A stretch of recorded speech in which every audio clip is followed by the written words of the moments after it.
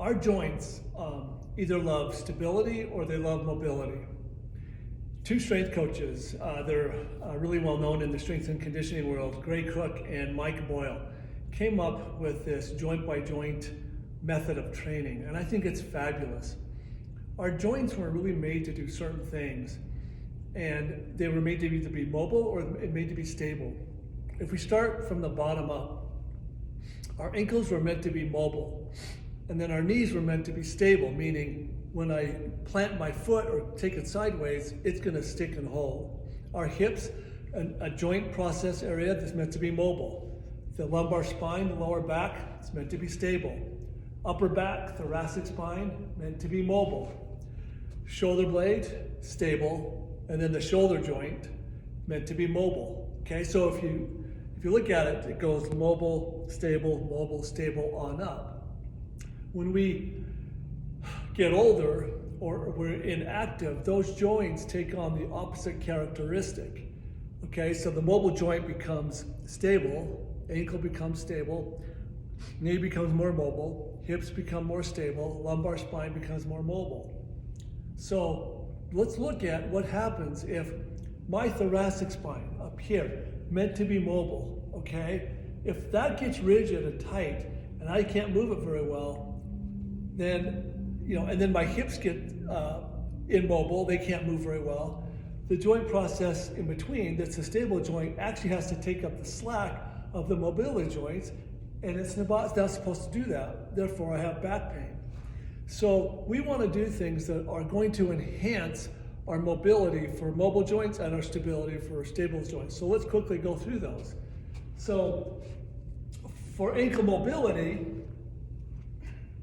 if I get a book or a small stool like this, put the ball of my foot on the edge, and then just drive my knee forward, okay? You can see where I'm going to be working on ankle mobility like that. Now I can, while it's on there too, I can go side to side to get that mobility from side to side, okay? A stable joint, how do you get a stable joint stable? Well, knees, squats and lunges, that's how you're going to do that. That's kind of built into your workout. Hips, how do I get a hip mobility? And so I'm going to come down on a knee, take this leg out, square my hips, square my shoulders, hands behind me. I'm going to pulse into that side there. 12 to 15 reps on that side, 12 to 15 on the other. Hip mobility. Stability for the lumbar spine, how am I going to get that? That's going to come by doing planks and carries. It's automatically going to happen. Thoracic spine mobility, T-spine mobility, how's that going to happen? I take this from one of our earlier videos. Okay, we were talking about myofascial release. Well, I place this underneath my shoulder joint, underneath my scapula. I'm going to hug myself, drop my head and shoulders, inhale, exhale up. Inhale, exhale up. Okay? Thoracic spine mobility. Okay? Stability for my shoulder blades. Planks again. Either push-up planks or elbow planks. Push-ups, automatically stability for my scapula. And then the shoulder joint. I can go to a wall, put my backside up against the wall, and go shoulder slides like this. Okay, that's going to be shoulder mobility. I can do that same thing while on the floor. Okay. Here, up and down like that. I'm driving my arms into the floor as I'm going up and down. So that's the joint by joints method of training.